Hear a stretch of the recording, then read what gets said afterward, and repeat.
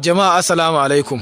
Sunana DSP Abdullahi Haruna Kiyawa, jami'in hulɗa da jama'a na rundunar 'yan sandan jihar Kano. Ranar 14 ga watan 11, 2020, misalin karfe 8 na safe, mun samu korafi daga sabuwar gandu akan cewa wasu matasa sun shiga wani gida, sun yanka matar gidan, sannan kuma sun jefar da ita a toilet, sun sace motar gidan by Pontiac sun gudu da ita. Wanda bayan samun wannan korafi, kwamishinan 'yan sandan jihar Kano CP Habu Sani PSC ya tada 'yan sandansa na Operation Pop Ada wato kankace kwabo a ƙarƙashin jagorancin CSP Musa Umar tare da basu umarnin a kama waɗanda suka yi wannan aika-aika.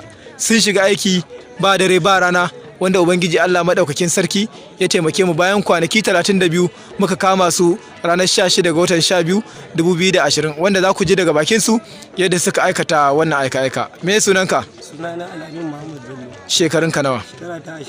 A ina kake da zama? Kaduna. To ba mu labari ga ka a Banfai me ya faru? Mun shiga gidan Isra ni da abokanai na. Na'am. Sai su ne suka tare mana kofa sai ni da Yusuf muka shiga cikin gidan. Ina Yusuf? Tashiran. To ina jin ka. Bayan mun shiga gidan sai ni kuma na ɗauki kiɗin mota muna ƙoƙarin fita tare sai ta Isra ta taci mu wannan. Jiyo wanda zan yi shi kuma wannan sai ya buga mata wuta.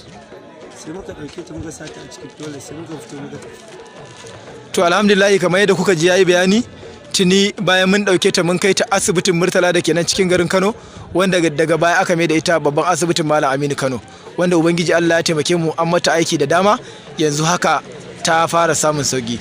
Su kuma waɗannan kwamishinan 'yan sanda ya sa an dawo da su babban sashen binciken manyan laifuka da ke nan Banfai wanda insha Allah ita ma za ku ji daga bakinta wanda da zarar mun kammala bincike gaba ɗayan su dama sun amsa laifukan su za mu gurfanar da su a gaban kotu domin su girba abin da suka shuka.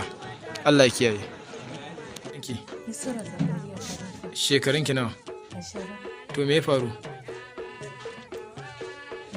Wasu ne da wasu ya kai sun shigo haka sai suka yi kaina da wata da tun daga lokacin ba fara sanin kaina.